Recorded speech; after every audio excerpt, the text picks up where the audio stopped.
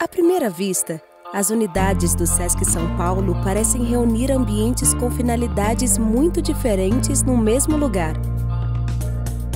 Piscinas, ginásios, clínicas odontológicas, teatros, espaços expositivos.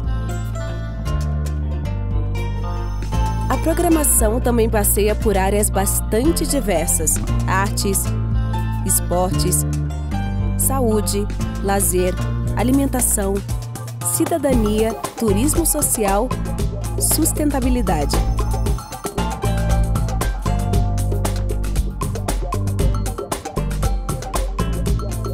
Programas tão variados buscam o bem-estar das famílias dos trabalhadores do comércio de bens e serviços e do turismo.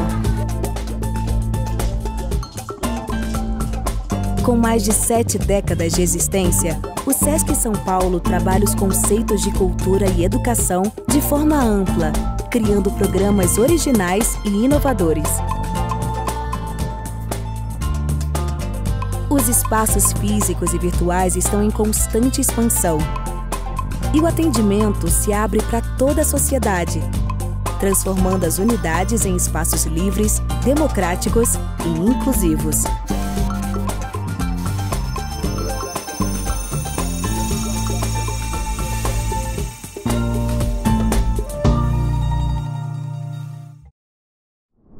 Olá, eu sou Chico Mendonça, jornalista e escritor. Estamos hoje dando sequência ao ciclo de debates 120 anos de Érico Veríssimo, com o ilustrador Eloá Guazelli, que prepara agora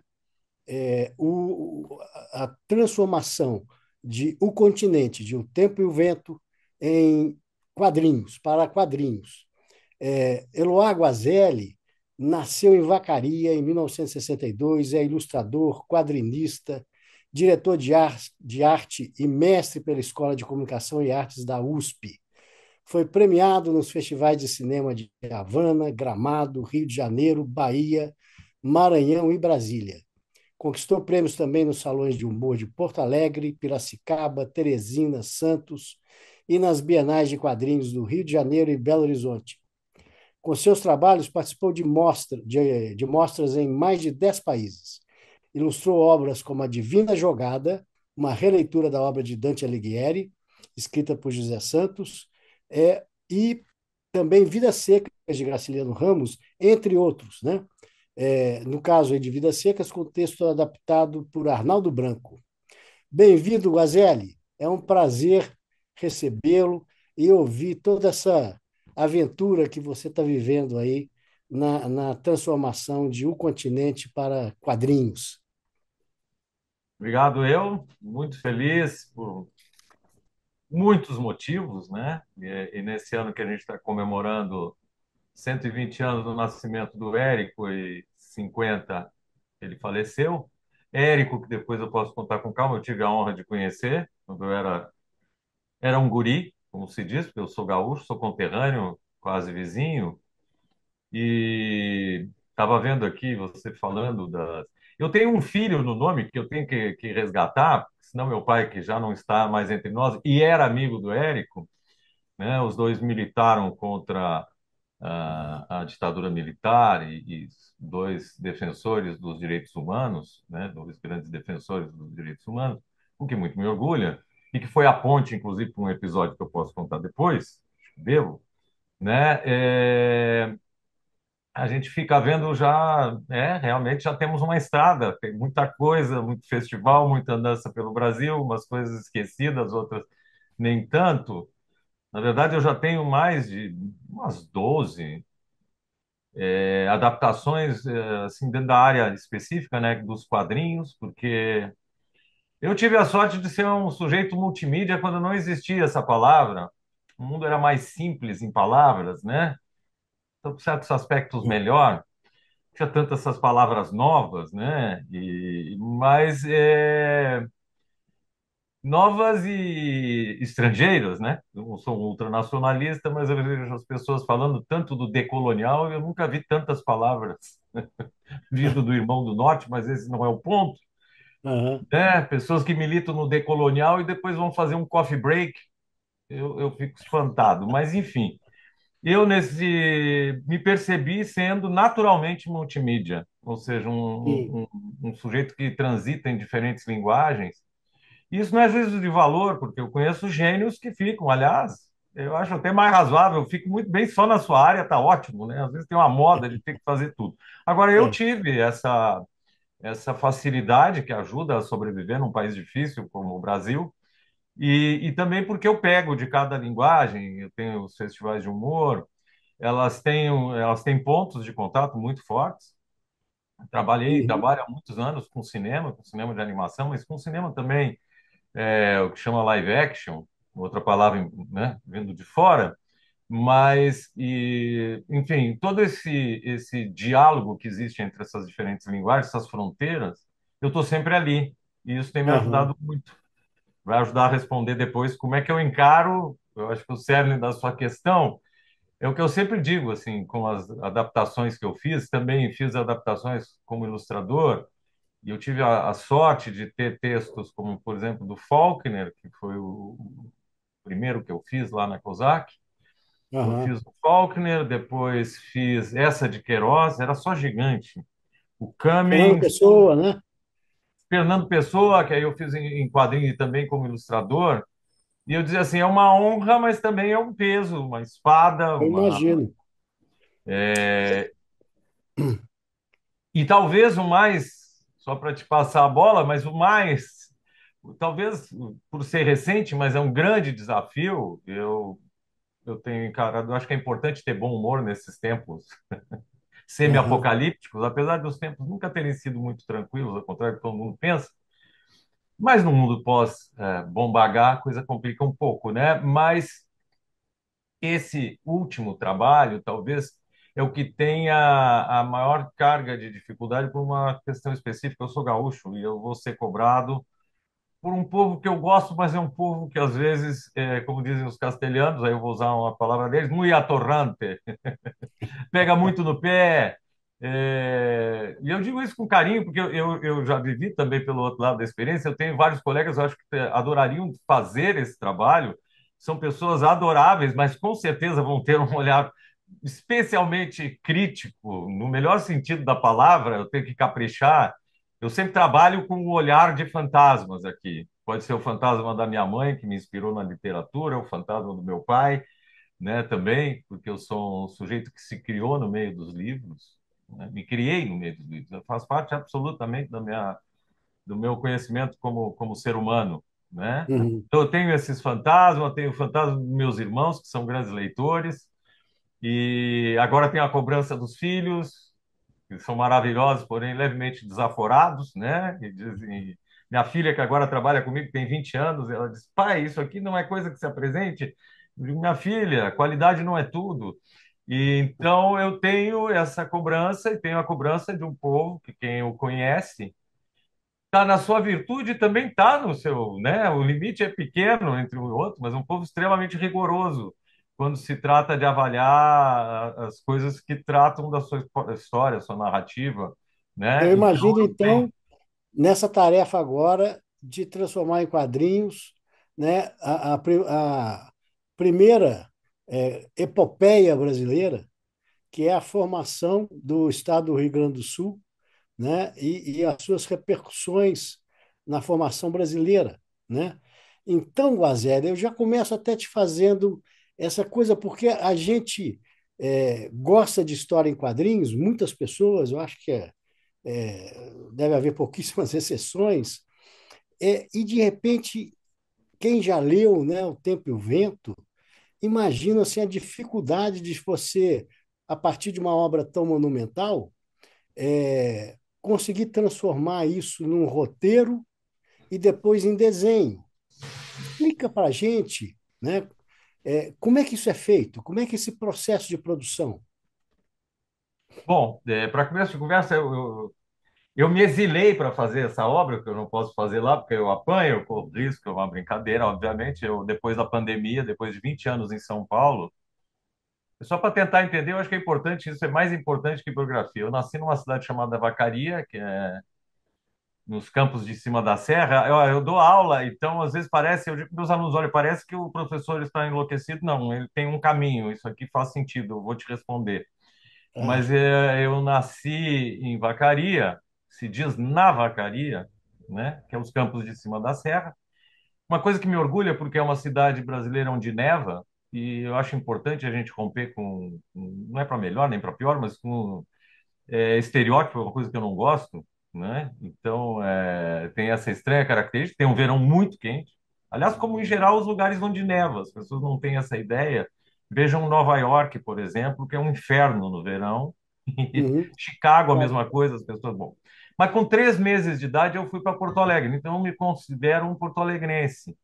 Porque aí eu vou falar em gauchês, que eu não perdi dos meus 20 e poucos anos de estrada, é que eu me criei em Porto Alegre. Então, minhas virtudes e meus defeitos, e tudo isso tem a ver com a responsabilidade de fazer o tempo e o vento, não estou fugindo. Tenho Aham. 20 anos de São Paulo, que muito me orgulha, inclusive porque Vacaria, na verdade, é a herdeira dos tropeiros que saíram de Sorocaba para roubar gado das missões há 300 anos atrás e estavam fundando o Brasil e estavam conquistando essa terra aqui no extremo sul. E estou há 5 anos em Santa Catarina, em Florianópolis, que eu adoro. Eu moro perto de uma estrada que normalmente não é movimentada, mas hoje, logicamente, porque estamos gravando, os caminhões todos decidiram passar, mas eu acho que isso vai dar um toque pitoresco à nossa conversa, né? Então, daqui eu estou próximo, eu olho eu estou próximo o suficiente para olhar, mas o suficiente distante para ter um olhar crítico. E o que o Érico faz, e ele, não sei se todo mundo sabe, ele vai influenciar o próprio Garcia Marques, que se refere Sim. à influência que teve sobre ele a saga de uma família, que é fantástica essa ideia de contar a gênese do Rio Grande do Sul.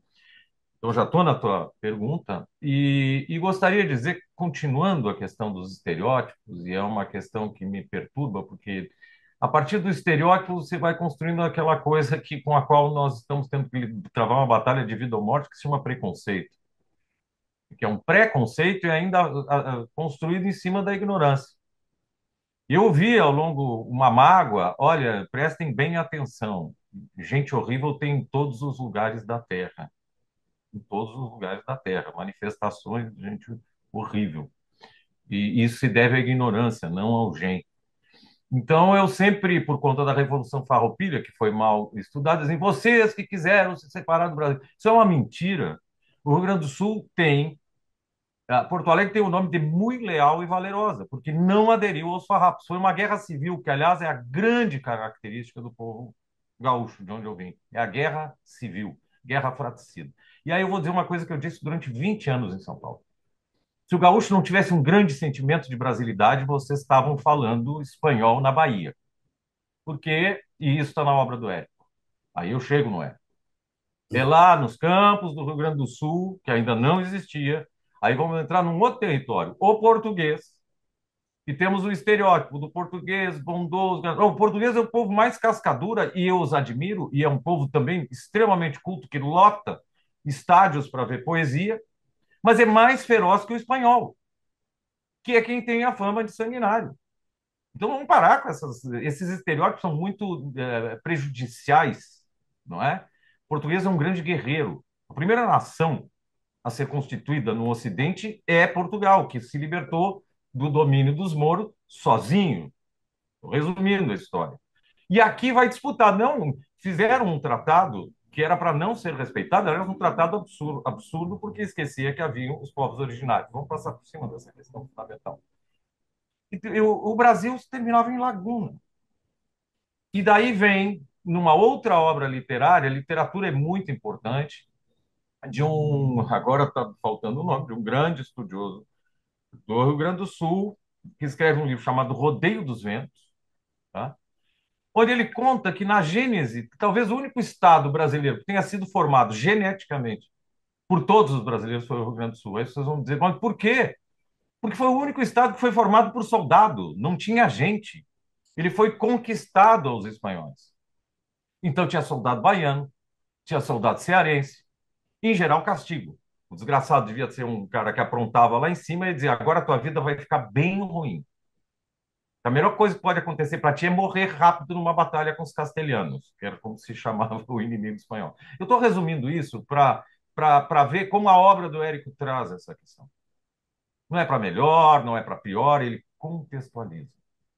Assim como é central na obra do Érico o grande, o imenso valor, não caricato, muito antes, pelo contrário, da mulher. Você perguntar para mim o que é o Tempo e o Vento, é um diário de algumas mulheres. É o Sim, diário de algumas fortes mulheres. E mulheres, isso né? já coloca esse trabalho como uma obra-prima. Uma obra-prima. Onde eu acho muito importante também a troca do lugar de fala. É um homem que escreveu, eu acho maravilhoso que tenha sido um homem que escreveu com a sensibilidade que escreveu. Porque eu tenho suficiente sensibilidade para enxergar a figura da minha mãe, e são rigorosamente as figuras centrais. E é uma porrada na visão machista do mundo. Se tem uma obra que é um libelo antimachista, vocês leiam O Tempo e o Vento, né? Uhum, Então, assim, uhum, esses estereótipos, essas coisas que vão passando e você vai colocando outras camadas, não existe nada disso no Tempo e o Vento. O Tempo e o Vento é cru, como era a vida, uma vida absolutamente despida de nada que não fosse utilidade e é um deserto verde, onde está presente o tempo todo a ameaça da brutalidade. Para mim é muito difícil fazer as cenas da morte e do estupro da Ana Terra, né? Então, assim, está ali toda a violência, toda a brutalidade de gente que tem um código de sobrevivência absolutamente brutal, brutal. E também do lado de cá, não vou dar spoiler, já teve muita série também, aí eu vou falar das referências. Houve muita adaptação. Então tem um caminho que eu poderia, não sei se eu vou atropelando, mas tá presente a questão de como é que eu vou, como é que eu fiz para trabalhar, né? Mas eu queria colocar este contexto, para mim é fundamental. E nisso eu me orgulho muito e ajudou muito o fato de eu ser gaúcho, o que não quer dizer, assim como o próprio Érico prova, ao sendo um homem entrar na alma feminina, que não possa ter uma adaptação maravilhosa feita por um baiano. Agora, seria necessário que essa pessoa tivesse um grande conhecimento das idiosincrasias e sim. fugir da aparência, porque o gaúcho que vocês conhecem, sem nenhum demérito, é uma criação feita para colocar na churrascaria.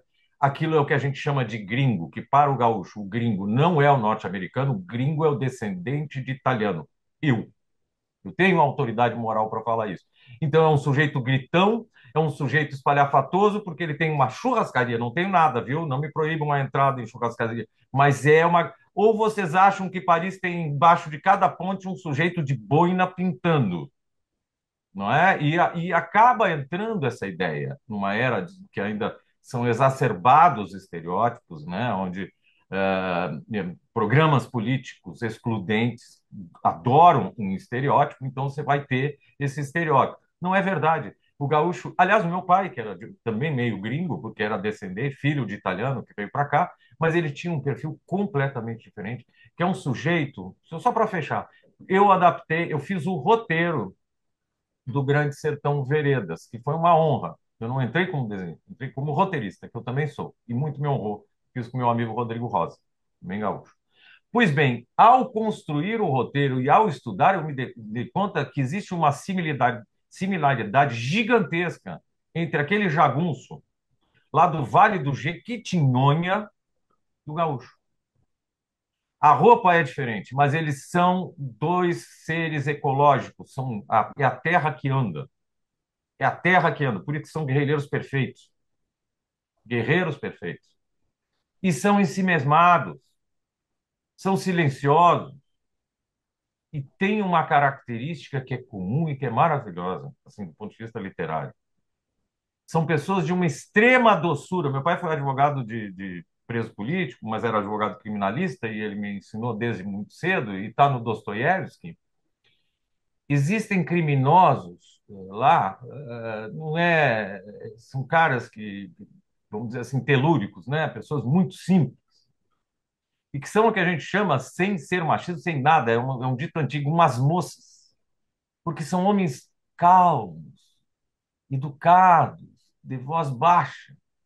Mas esse sujeito, quando o código de honra dele, que não é um código vagabundo, talvez não sirva mais para o século XX, XXI, com certeza não serve, mas é um código estruturado, não é um código vazio de sentido, é um código que a pessoa superou os limites, né, da civilidade, esse sujeito se transforma numa Uhum, fera inimaginavelmente violenta.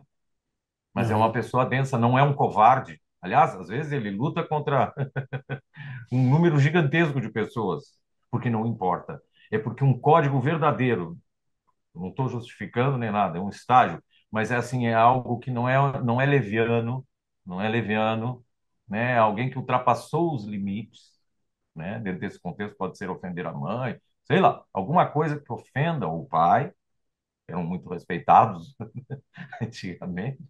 Então, assim, e essa similitude de comportamento entre essas figuras ligadas à Terra não tem nada a ver com a caricatura que foi montada, que é simpática, que é maravilhosa, e tem uma bombacha colorida, e faz um barulhão e tal, mas, por favor, eu coloco essa pessoa simpática do mesmo lado, eu sou artista plástico também, do simpático pintor que está embaixo de uma ponte de Paris.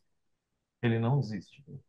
Ele não existe mais, ele foi construído em algum laboratório, né? Então, para mim, vejam que como eu fico empolgado e feliz e agradecido pela oportunidade de contar com o que eu tenho que lidar.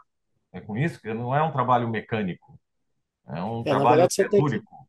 você tem que transformar esse ser, esse gaúcho que está nas páginas do Érico, um ser complexo, né? Como você diz, né? Não é aquele brutamontes lá que apenas isso, Não é? né? Mas ele, como é que isso vira desenho? Como é que você cria o personagem, transforma, dá cara a essas pessoas Muito e, bom. e pega Bom, um eu tenho texto. parentes.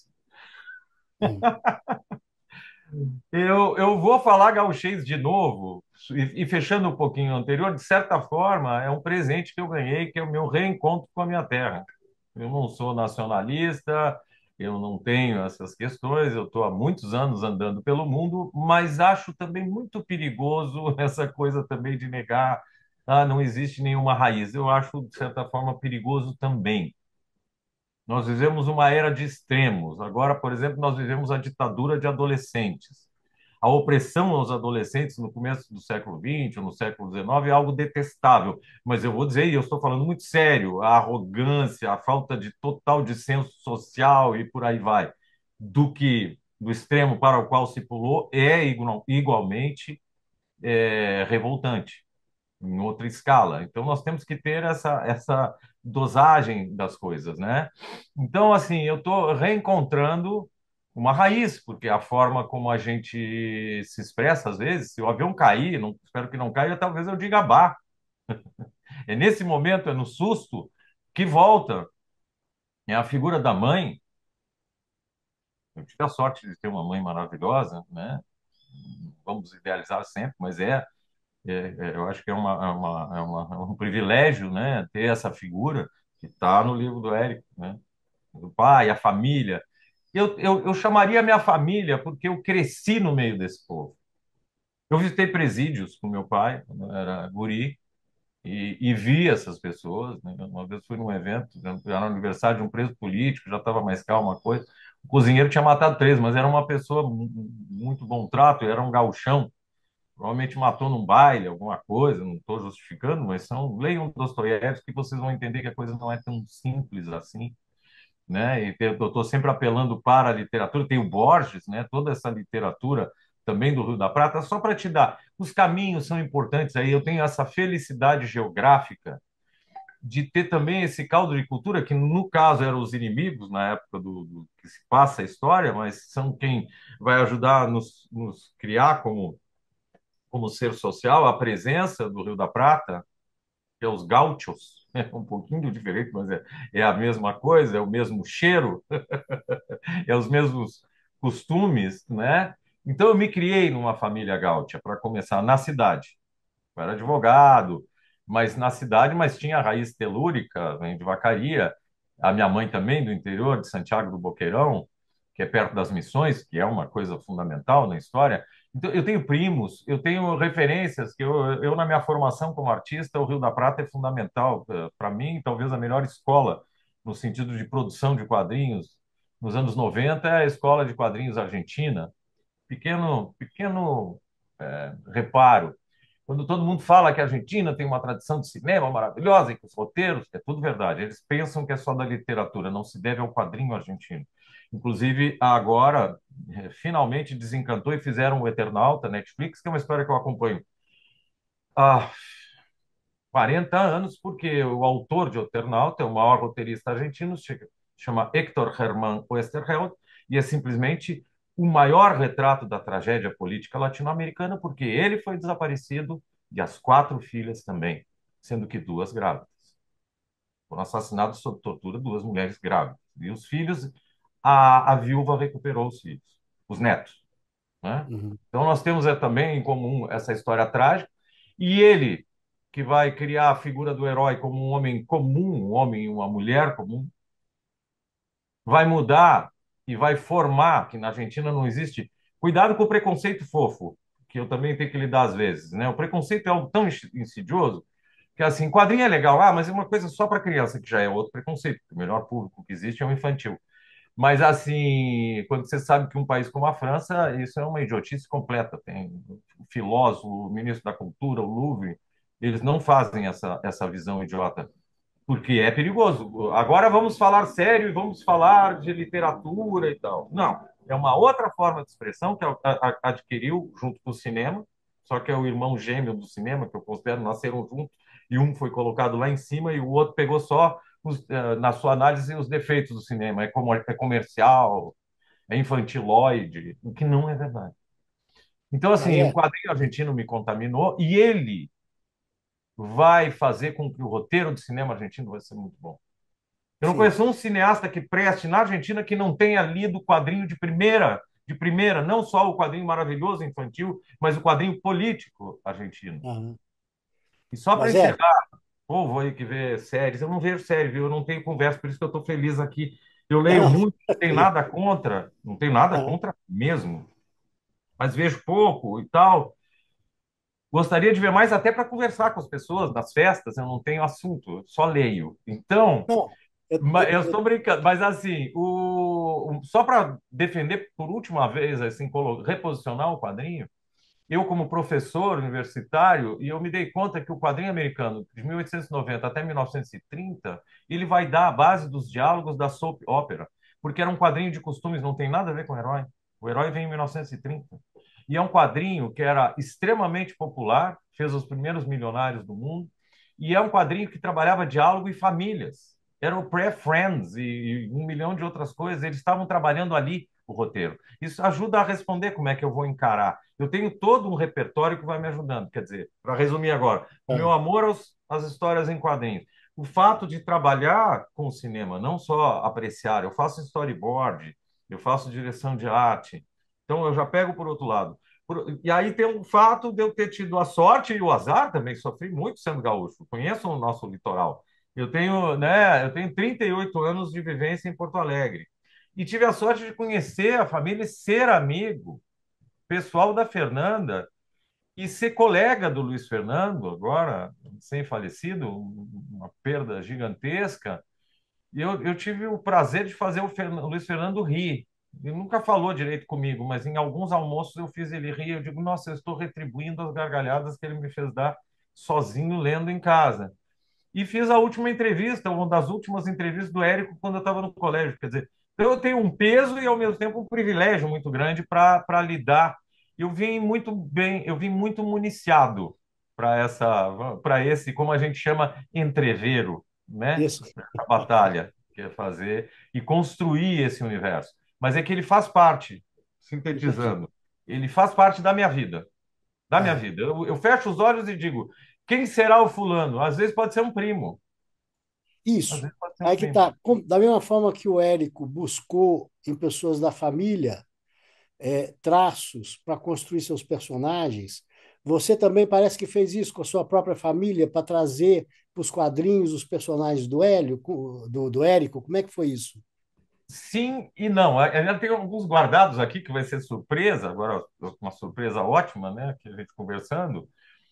É sim, sim e não, porque tem uma questão que eu ainda não resolvi.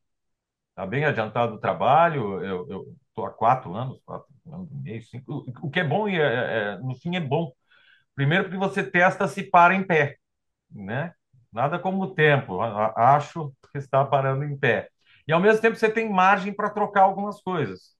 Para E eu vou explicar bem claramente uma delas com relação ao sobrado. Agora, tem uma coisa que ao longo de muitas adaptações eu desenvolvi, e desenvolvi, eu acho que com felicidade, é que eu não gosto de entregar tudo, né? Então, não sei se era o Flaubert, tinha alguém que era contra a ilustração, e claro que por espírito de corpo e também por uma avaliação diferente, eu não acho que seja necessariamente assim, que você dá um rosto, você acaba com tudo, não. Mas eu tenho uma preocupação em não entregar tudo. Eu gosto de deixar uma margem. Então, com relação aos protagonistas, eu estou buscando uma coisa em que ele aparece, mas até onde é possível eu não defino demais. O que eu quero dizer? Eu boto ele longe, eu boto semi-oscurecido, estou falando agora quase espanhol, mas numa penumbra às vezes. Essa é uma questão minha de filosofia de trabalho, né? Não entregar tudo. O que não é em todos os momentos. Por exemplo, um cara como o Licurgo, para mim, é importante. Ele é o cara do Sobrado, né? O Sobrado Uhum. é um casarão que está numa guerra civil, em 93, para quem não conhece a história, e está com toda a família lá dentro resistindo contra todo o resto da cidade. Aí já começa a genialidade do Eco.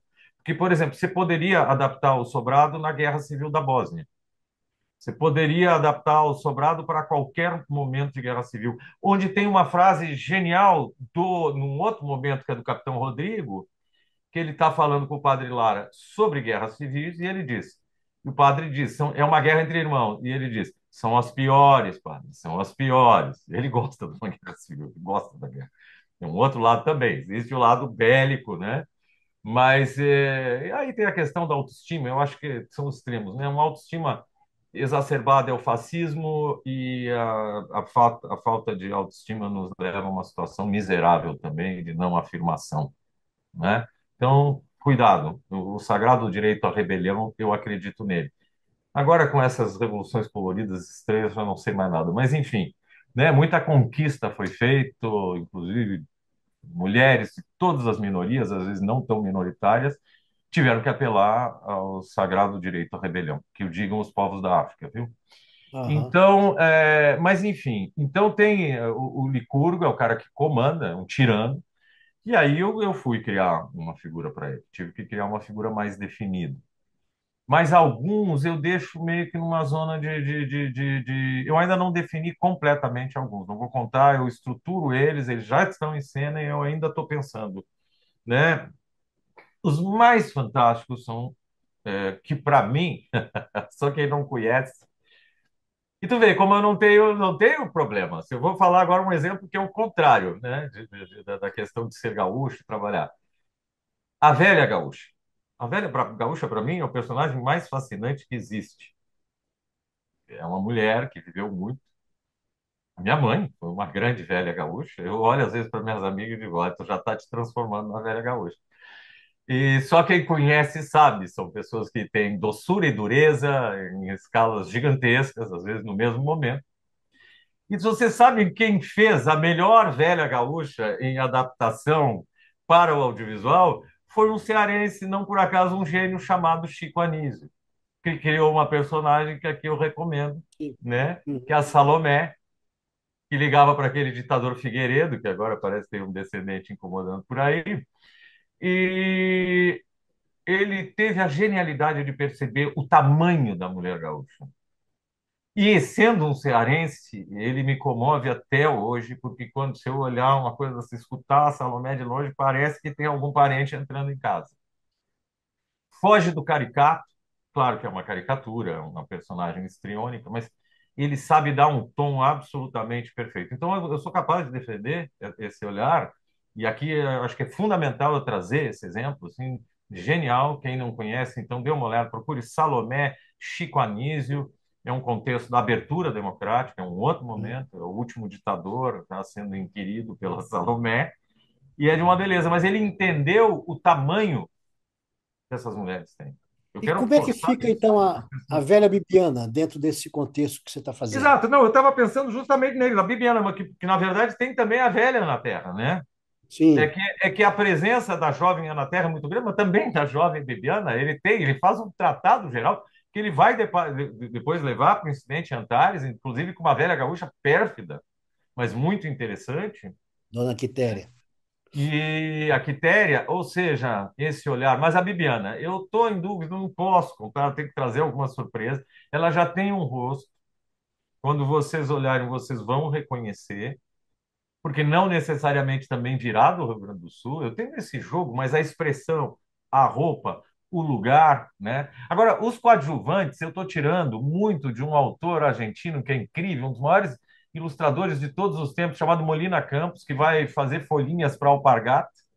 É um cara que vai fazer uma coisa absolutamente moderna. A Argentina é uma potência mundial na época, nos anos 40, e ele vai fazer mais de 6 mil folhinhas, que vale uma fortuna hoje em dia, folhinhas de calendário, onde as pessoas têm cara de cavalo. Alguém disse, e os cavalos têm cara de pessoa, e que ele tem um repertório, é um dos maiores caricaturistas de todos os tempos. O Disney usou ele naquela viagem de boa vontade, de onde sai o Zé Carioca. Quando eles precisam da gente, eles vêm para cá e querem ser amigo, viu? E depois eles ficam malvados. É o famoso policial bom e o ruim. Nenhum dos dois é bom, viu? Os dois são ruins, no fundo. Mas eu conheço um policial bom e ruim de filmes, viu? Eu nunca fui preso, mas quem vê um bom policial sabe disso. Mas você tem o Molina Campos, tem um filme maravilhoso que é a comparação do Pateta. O Pateta, ele vai mostrar como é que é o cowboy daqui, do Hemisfério Sul, e aí o Molina Campos é que faz toda a orientação, assim como o J. Carlos faz aqui no Zé Carioca, é o criador praticamente do Zé Carioca, ele vai tirar a ideia, é a minha dissertação de mestrado. Tudo vai misturando, né? Vai tendo. Mas, enfim, os coadjuvantes eu tenho muito mais liberdade e os coadjuvantes eu quero desenhá-los. Aí eu quero definidos, isso que eu quero dizer. Né? Então eu pego Uhum. um pouco de Molina Campos, ali vai um primo. Eu tenho um irmão, agora já vou contar, que é muito gaúcho, um grande advogado, meu irmão Carlos Frederico, e é um grande advogado, e ele é um índio.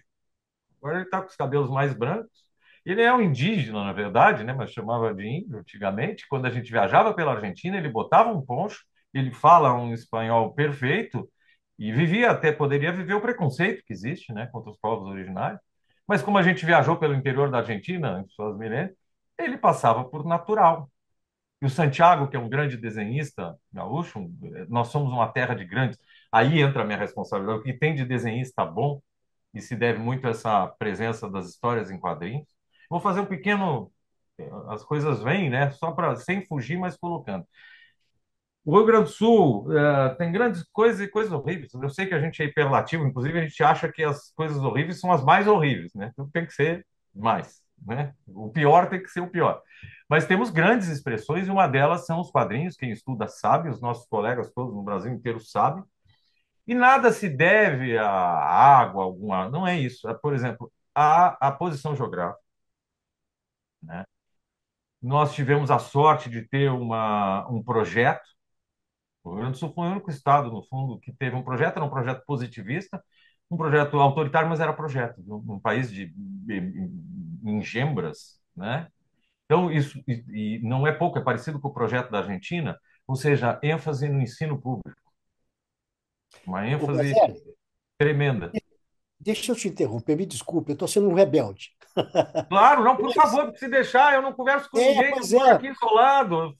você é uma conversa deliciosa, e Ah, obrigado. a gente vai aí nesse ritmo seu, e é sedutor, é curioso. Mas para a gente não sair muito do nosso roteiro, Tranquilo. voltemos a esse processo de criação, de transformação, né, do continente em história em quadrinho. Você também é roteirista. Como é que é feita a escolha das cenas? Como é que se Tá bom. transforma uma história tão fantástica, né, como o continente em quadrinhos. Esse É que é processo muito. eu acho que é muito interessante. Assim, é que nem quando me chamaram para fazer o roteiro, era só o roteiro, só. Do Grande Sertão era aquele famoso pede para sair, né? Recusa. Né? A rigor É. é a tentação do demo. Claro que é maravilhoso. Eu sigo muito uma inspiração de um cineasta, justamente por lidar com tantos universos. É muito bom para mim. Que eu acho que era o Bergman que dizia kill your darlings, mate ou elimine seus carinhos. Ou seja, é uma tesoura que vai cortando. Você vai para a essência, né? Para a essência. Vou ter que resumir. Então você tem que é um trabalho de cortar, né? Cortar aquilo que já está que você vai resolver com a imagem, né? Então e é uma leitura repetida, são várias leituras e eu adoro sublinhar. E depois chegar na é um crime, mas você tem que deixar o que é absolutamente essencial, como, por exemplo, um diálogo gigantesco, que é esse diálogo do Padre Lara com o Capitão Rodrigo, ele dizer, são as mais brabas, né? Em Gauchês que ele diz, a guerra civil, mas é uma guerra civil. Sim, mas é uma guerra entre irmãos. E ele diz, são as mais brabas, né? Então você pega e vai assim, é isso aqui que vai entrar. Infelizmente, você tem que cortar todo o resto. Então, é um processo de recorte, em primeiro lugar. Recorte. Mas é um gigantesco processo de recorte, porque você tem que escolher a cena e, dentro da cena, o que você vai cortar de fala, né? E Uhum. você vai. Agora, são muitos anos disso, criando histórias em quadrinhos, trabalhando como criador, né? Então, a mesma coisa vai funcionar para as imagens. A vantagem também é que, às vezes, é o famoso, né, uma imagem vale por mil palavras, mas às vezes você resolve com um rancho caído. Eu vou contar um segredo que eu estou usando aqui, por exemplo, que é a fragmentação da página.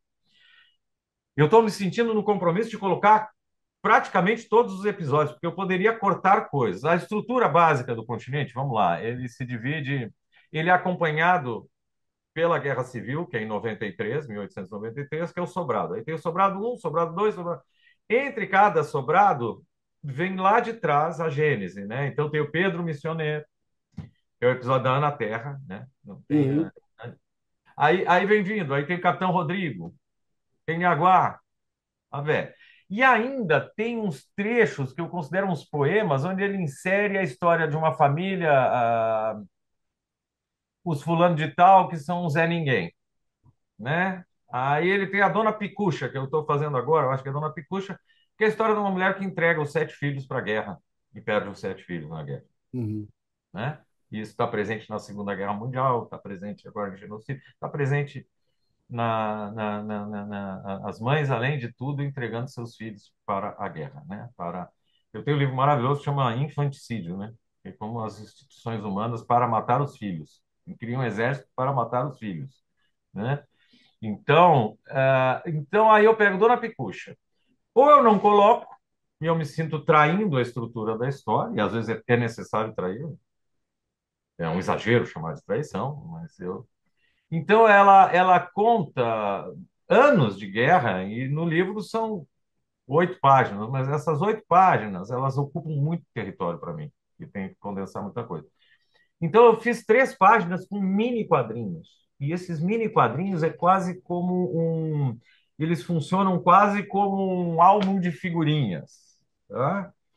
E até não é o certo, mas para não dizer que eu estou aqui com uma delas só, eu vou mostrar bem ruim, Tá. mas só para vocês terem uma ideia aqui. Então, eu estou mostrando Uhum. trechos de guerra aqui, de batalhas, de peleias, como se chama. Então, eu pego uma página e fragmento ela em 1000 pedaços. Tem um capítulo que, aliás, também eu tive a felicidade de estar no lugar certo, que é Florianópolis, onde tem a vinda dos açorianos, que são os nossos fórum, a Gênese. A maior cidade de origem açoriana é Porto Alegre, não é Florianópolis, né? Só que ela ficou soterrada pela modernização. Então, assim, tem essa presença. Aqui do Portinho, do lado da minha casa, saíram os açorianos para fundar Porto Alegre. E o barco deles naufragou e morreu todo mundo. E aí os parentes chorando, enterraram, e os soldados disseram: agora vão vocês.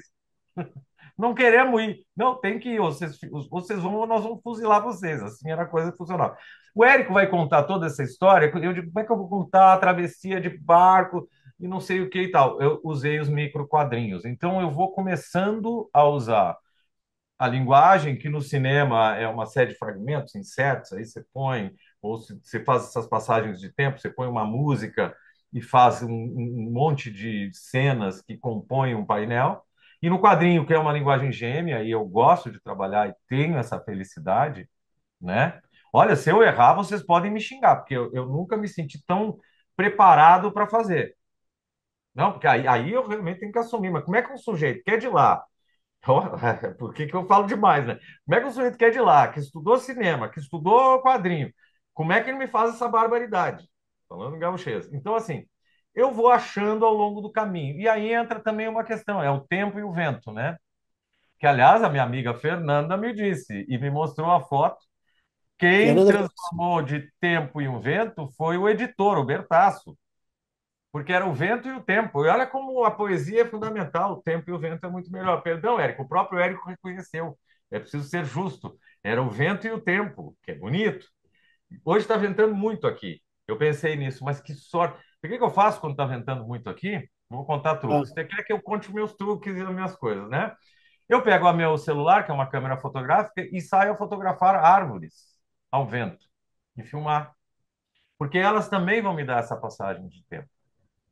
Então, aquilo que às vezes no Érico é uma. E é óbvio que eu não posso fazer uma coisa redundante, vai ter a minha obra aqui, que eu faço questão de ser muito fidedigna a tudo, mas ao mesmo tempo é óbvio que ela tem que ter. Ah, isso aqui foi o Guazelli que fez. Então, assim, eu percebi. Eu hoje de manhã mesmo estava pensando, mas tá uma ventania, não é? E eu digo, ah, hum, isso é bom para o tempo e o vento. Aqui também é um território do tempo e do vento, né? Então, essa proximidade geográfica é muito próximo. Eu saí fazendo umas fotos de árvore, eu digo, as árvores são personagens aqui. Então, eu tenho fotografado que são árvores comuns, obviamente que não são árvores que estão fora do escopo. Eu acho que a árvore são imagens, parábolas, metáforas, né? Assim como a figura da mulher, são figuras muito importantes. Então, eu estou trazendo esse repertório visual para compensar a perda que eu tenho em termos de texto, né? Não há a menor condição, né? Mas são escolhas. Eu vim aí que eu te digo, são muitos anos de experiência para fazer a escolha. E tem uma escolha estética também que é importante. Deixa eu te dizer às vezes também. Eu tomei a decisão. Ah, eu não devia contar, mas eu vou contar. conte, conte. Agora eu vou ter que contar. É que eu não gosto de contar porque eu esmaguei dois dedos da mão aqui, ó, há 3 semanas atrás, pegando lenha na praia. O melhor lugar para pegar lenha aqui é na praia. Mas não vou falar sobre isso. Esmaguei a ponta de dois dedos. Não foi um drama porque era a mão esquerda, mas pensando nisso, há 15 anos atrás eu virei ambidestro, porque eu vivo das minhas mãos, eu pago conta com o meu trabalho. Não posso me dar o luxo, não sou CLT, admiro, tenho até inveja. Então eu digo, não posso me dar o luxo. Estou há 15 anos atrás e descobri que é interessante, a outra mão, ela é diferente, e ela é.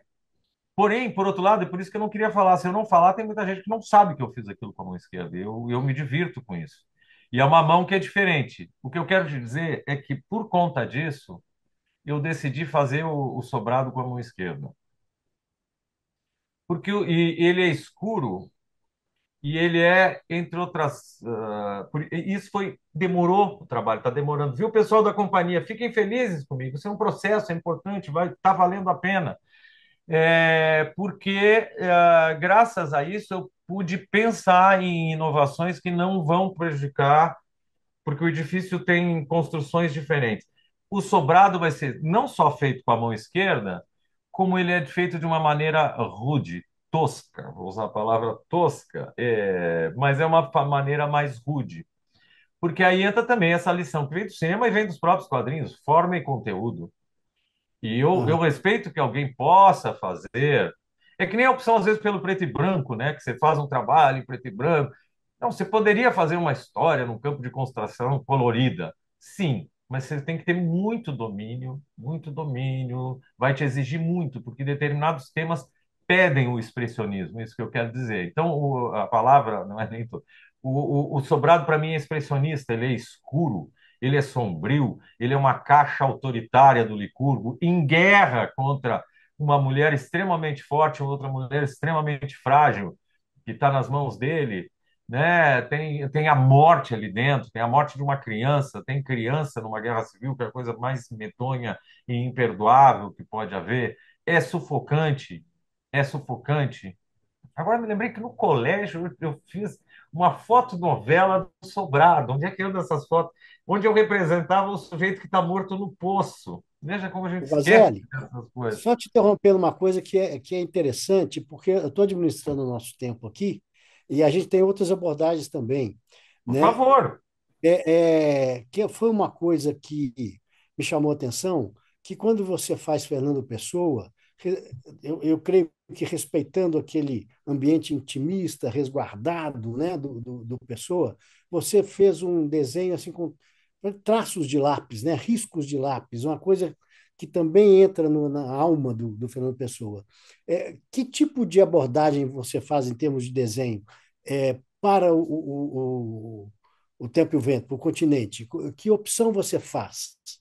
Em tese, ainda não temos ainda tem uma margem para interferir, mas eu usei muito o preto e branco, que pode ter um trabalho de uma inserção de uma cor, mas eu vejo muito em preto e branco.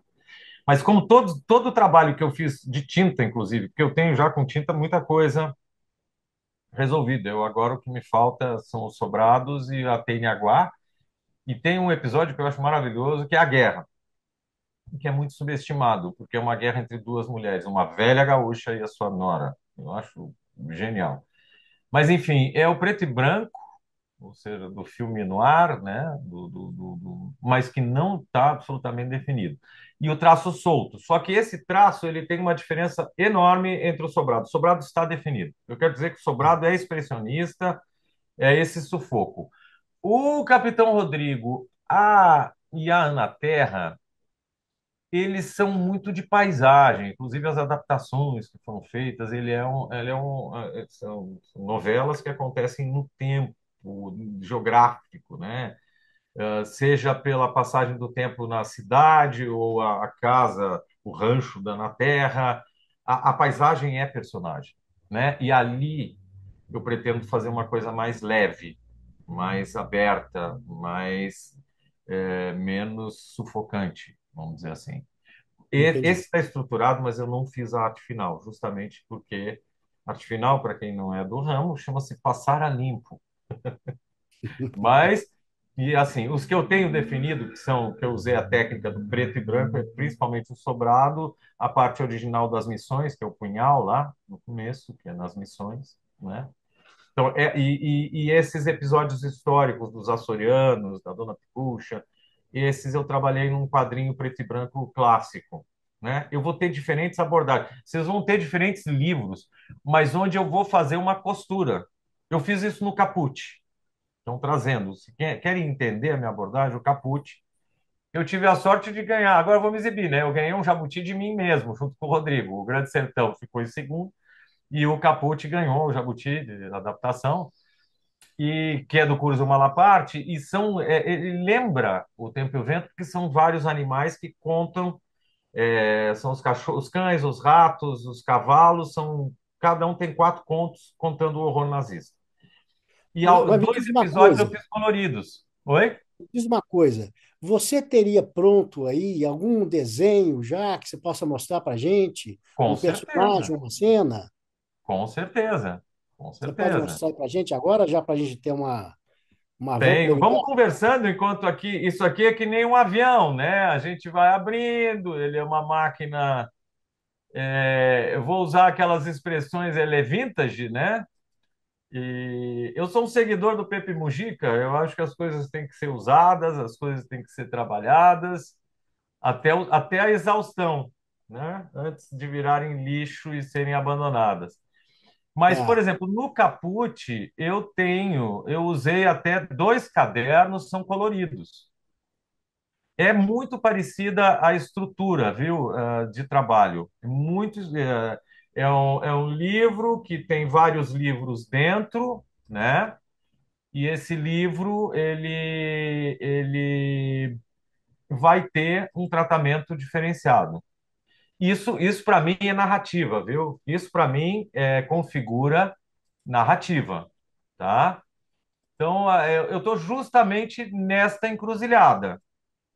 Eu estou Ah, terminando de definir a construção histórica né, da adaptação, vamos dizer assim, e, ao mesmo tempo, eu estou. Vamos ver se eu consigo aqui. faz o seguinte, enquanto você está procurando aí, conta para gente, com o seu olhar de artista, como era o desenhista Érico Veríssimo, que gostava, Bom, né? Ele construiu seus personagens com desenho eu, também, né? Como é que era o Érico desenhista? Enquanto você ó, eu vai estou procurar. desativado o meu compartilhamento de tela, então, enquanto isso você me autoriza, o anfitrião ou anfitriã, eu preciso ter autorização para compartilhar a tela aqui, senão eu vou ter que pegar o meu caderno. Enquanto isso, tá, eu tive a sorte, por conta da amizade do meu pai, a proximidade do meu pai com o Érico, por conta enfim, da atuação deles em prol dos direitos humanos, eu tive a sorte de fazer um trabalho escolar, que era entrevistar alguém importante na cena gaúcha, e eu tinha 13 anos. Não é um trabalho mirim, viu? Eu considero até nós, como adolescentes, eram quatro, o nosso grupo, eram pessoas, às vezes, melhores, infelizmente, do que muita gente que sai de faculdade, graças aos tempos.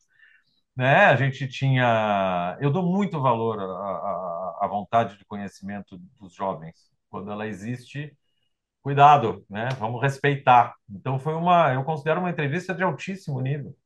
De altíssimo nível. Tinha, se percebe na palavra, claro que a gente estava levemente intimidado por conta da questão enfim, era o Érico, né? Eu escutar minha voz com 13 anos, essa fita esteve sumida. E a gente foi na casa dele. Ele mostrou a casa que eu passei a frequentar, muitos anos depois, em função de eventos junto com o Luiz Fernando, sou colega, né? Eu participo com muita honra do grupo de desenhistas gaúchos, né? Que tem uma solidariedade muito grande, né? E frequentei.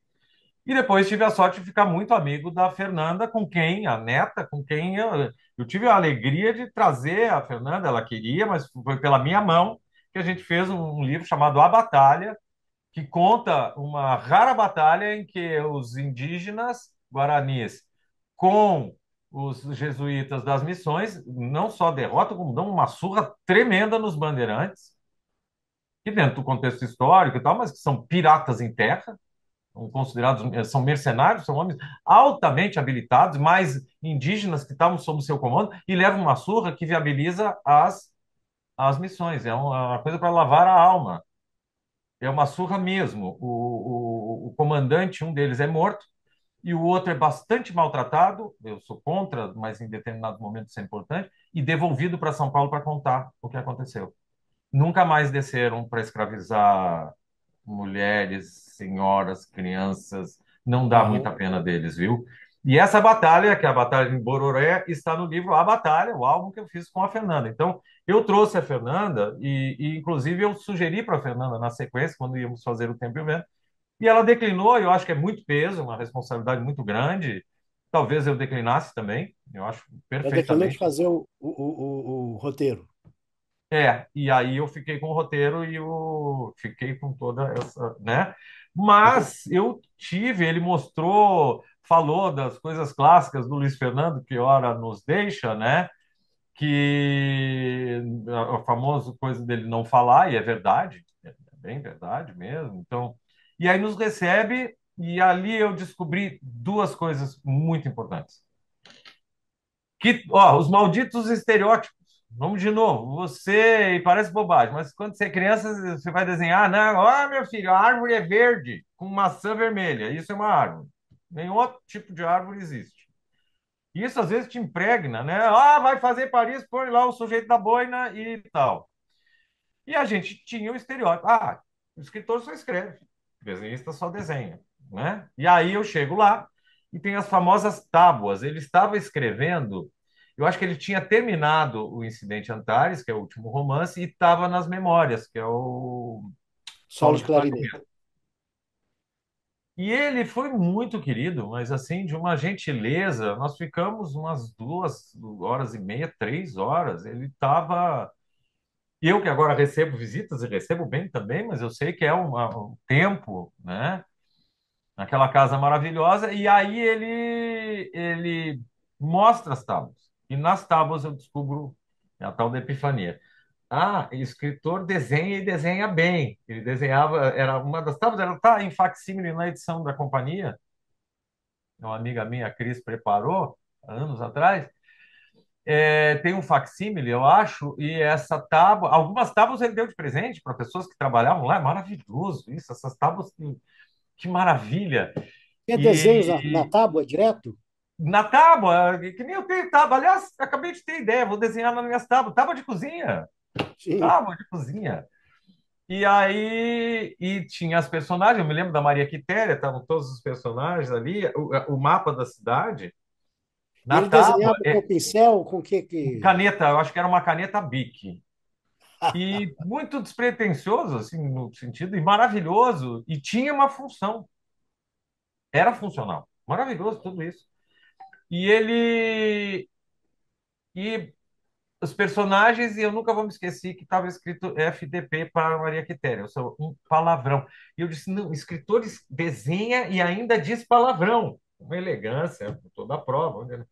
E eu disse: mas que coisa! Aquilo foi a epifania, aquilo foi um resumo desse encontro, onde ele fala sobre cidades. Eu nunca me esqueci, eu sou um apaixonado por cidades, de Praga, que é a cidade que ele mais, talvez a que ele mais admirava, tá? Era Praga, né?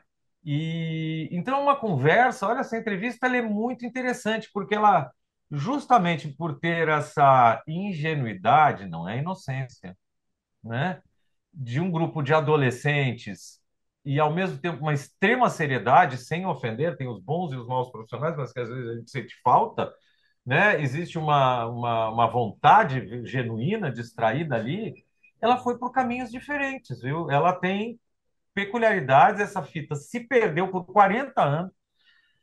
Quando eu fui começar esse trabalho, eu disse, meu Deus do céu, onde é que está essa fita? Fita de um trabalho escolar, uma fita cassete. Gente, era uma coisa assim, tinha 2 furinhos que roda numa coisa chamada gravador. Eu sei que ela foi recuperada porque o Flavinho, que era um dos do grupo e era organizado, foi morar na Alemanha. Ele é presidente de um dos maiores sindicatos na Alemanha hoje, brasileiro lá. E ele disse, ó, meu apelido é alemão, estranhamente. Olha, essa fita ficou lá na casa dos meus pais, mas eu vou ao Brasil. O ano que vem eu vou ver. Isso aqui que é pessoa organizada, os pais se mudaram, que é quando somem as coisas, né? É. E tava a fita. E aí nós levamos para um jornal do Rio Grande do Sul, um jornal online, um matinal, com o Fischer, professor Fischer. E conseguimos, inclusive, restaurar a fita. Eu não posso entregar mais do que isso, porque está agora vai ser um processo onde eu pretendo fazer. Você disse que vai virar uma matéria para a imprensa, alguma Vai coisa assim. virar uma matéria para esse veículo, para o matinal, e onde eu, nessas comemorações, nessa efeméride, viu? Queria tanto usar essa palavra. A palavra efeméride estava pulando aqui. Vem, efeméride. Nesta efeméride, eu fui provocado a fazer, e eu estou fazendo uma história em quadrinhos que mistura curta, que mistura a feitura do Tempo e o Vento com essa coisa agora da fita. Então, eu estou contando meio que uma mistura. Aí é uma história minha, né? Onde eu estou misturando esse momento em que eu resgatei a fita. Provavelmente eu vou contar como que essa fita atravessou o tempo, né? E ela tem a voz do Érico. Gente, não é pouca coisa, tem a voz do meu pai, que morreu há 31 anos. Então eu escutei a voz Aham. do meu pai, né? Mas predominam as nossas. Eu reencontrei a minha voz de um garoto, um guri de 12 anos. E me Nervoso, eu diga tô uma nervoso. coisa, ficou na tua memória alguma frase, alguma coisa que o Érico tenha O te que ficou falado foi que a você não relação esquece? do Érico com as cidades. Porque eu, o meu trabalho, a minha obra é sobre cidades, principalmente. Eu amo a cidade, apesar de também tem lugar para a natureza, moro perto da natureza, mas eu amo a cidade como um ente vivo, né? E sempre tive muita curiosidade por Praga. Isso é o que me marcou. Ele fala sobre muitas coisas, me marcou também a questão dele, que é uma questão que muita gente esquece, é que ele junto com Monteiro Lobato, são dois autores que olham para os Estados Unidos, mas para o melhor dos Estados Unidos. Quando nós estamos vendo agora a decadência dos Estados Unidos, em todos os aspectos, isso não é análise política, viu? Basta um olhar. E eu vou te dizer a medida. A medida é um país como que foi um exemplo para o mundo, não importa, né? Ter 1,5 milhão de mortos na pandemia significa decadência. Ter milhões de pessoas mortas numa pandemia, a pandemia foi um teste de qualidade de nações como organizações. Ponto. Ponto. Além da tragédia enorme. Então, assim, porque tal lugar maravilhoso. Não, não é. Não é. Um lugar que morre 1 milhão e pouco de pessoas, não é. Ou não é, ou está bagunçado. Então, isso é a prova da decadência. Não precisa provar economês nem nada. E também a qualidade dos líderes. A qualidade dos líderes. Né? A qualidade. Tem líderes detestáveis, mas tem alguma qualidade intrínseca, assim. Ah, É um filme ruim, feito com. Coitado do Vitor Mature, passa a ser até um exemplo de bom ator. Eu não sei que ator botar no papel de algumas pessoas. Mas vamos lá. Ele traz, num mundo dominado pela literatura francesa, que eu adoro, a experiência norte-americana. 2 vezes, deu aula em Berkeley. E isso é uhum, importante, é renovador, porque eu também sou grato aos Estados Unidos, que inventou muita coisa boa, inclusive as histórias em quadrinhos. Eu posso ser adversário político do imperialismo, de fato sou, e um admirador profundo de literatura, de determinadas linguagens e tal. E esse é um ponto do Érico que é fundamental.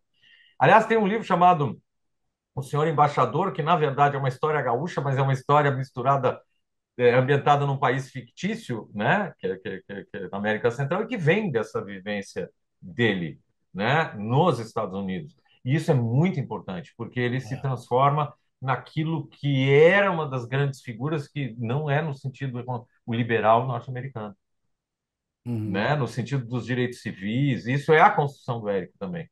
Não é só o gaúcho, o telu, tem todas essas coisas embrincadas. Então a fita me trouxe isso.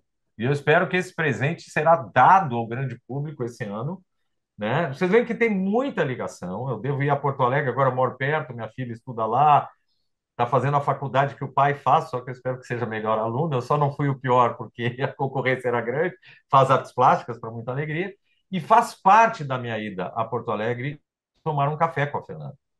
Não é só uma sim, amiga, é uma grande amiga, né? uhum, E talvez seja a pessoa, agora me dei conta, que eu mais tema hoje em dia, porque é uma responsabilidade tremenda. Estou fazendo com a Fernanda sentada, e que é uma pessoa de uma finura, um fino trato que vocês não imaginam.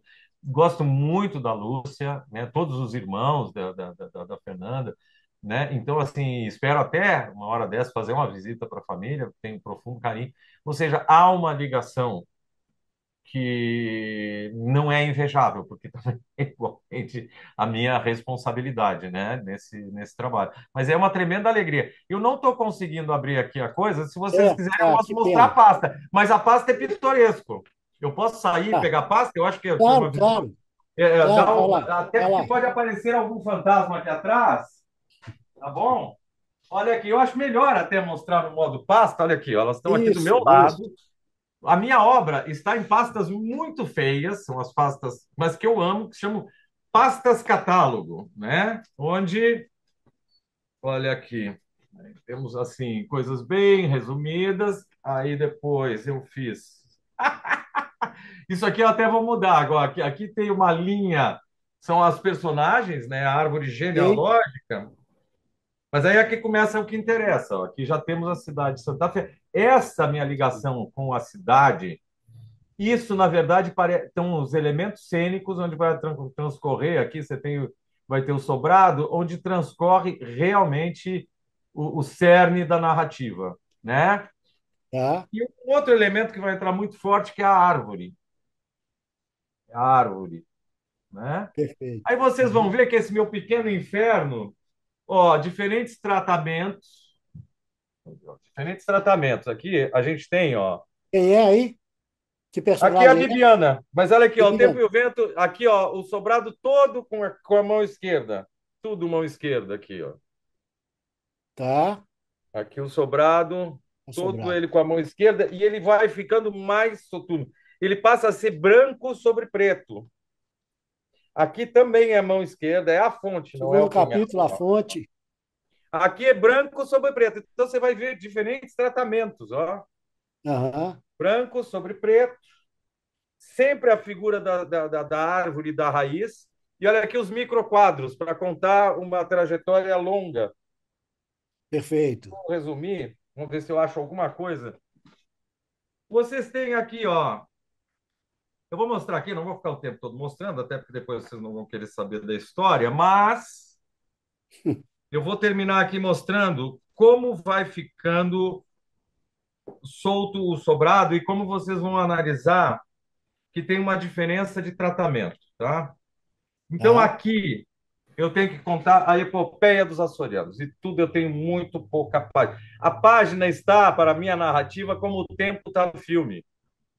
Então, né? Então a página. Ó, e aí eu comecei a descobrir os microquadros e vai dividindo mais. Eles estão fazendo uma navegação, né? Aqui, mas ao mesmo tempo assim aberto, aqui morre gente. Então eu vou abrindo e fechando, né? Ah, Você isso é um vai pegando navio, né? uma respiração. Oi? Isso parece uma embarcação, né? Um navio. Embarcação até eles chegarem. Aí aqui Perfeito. já estão os imigrantes. Ó, aqui é a árvore cambará, que vai dar origem Uhum. ao sobrenome. Então tem sempre uma árvore. Aqui é o sobrado, um dos episódios em que essa sombra é um cara que está ferido. Esse cara que está ferido matou o irmão dele. Ele vai lá cuspir no cara, dando um spoiler, né? Mas olha aqui a tosqueira, olha aqui a rusticidade. Aqui eu comecei a descobrir que o casarão, ele para mim, ó, é uma mão esquerda, é tudo escuro, vai entrar alguma coisa de texto, né? Você tem é aquele cara no escuro, ó, é só ele, um pedaço do rosto dele, a câmera desmanchando aqui, ó. Isso aqui eu taquei uma tinta preta, branca aqui e fiz com um lápis com raiva. Então você vai ter diferentes abordagens. Aqui, ó, as figuras vão quase desmanchando aqui, ó. Aqui foi um momento muito importante, ó. Aqui, por exemplo, eu vou usar o escuro. Não vai entrar nada, Tá? queridos, aqui. Isso aqui está Aham. pronto. Então começa a surgir uma narrativa, vou terminar por aqui, onde o preto passa a ser um elemento narrativo. É bom que eu mostre assim, porque aí Não, mostra o perfeito. processo, né? Como Ô, ele é Guazelli, dinâmico. infelizmente o nosso tempo chegou no final, cara. Então, eu não Passa falei quase. rápido, passa rápido, mas foi muito interessante, e queria te agradecer, tá? Evidentemente não deu para a gente abordar tudo, né? Mas, enfim, valeu a pena, tá? E eu estou curioso para a chegada dessa tua obra, para reler o Tempo e o Vento, no caso o Continente, né? Pelo teu olhar. Vai O ser ano um que prazer. vem. O ano que vem, se os deuses assim o permitirem, estou trabalhando duro, né? Como vocês podem ver, eu estou bem motivado e o fato de ter tido um tempo maior para trabalhar está me ajudando muito. Eu estou muito honrado, viu? Eu estou muito feliz por todas as coisas. Imagina. O grande detalhe é essa espada em cima da minha cabeça, mas a gente se acostuma com ela. Eu agradeço Faz muito o parte. carinho de vocês e essa oportunidade. Valeu. Muito obrigado, querido. Um grande Nossa, abraço, viu? E até a próxima. até a próxima.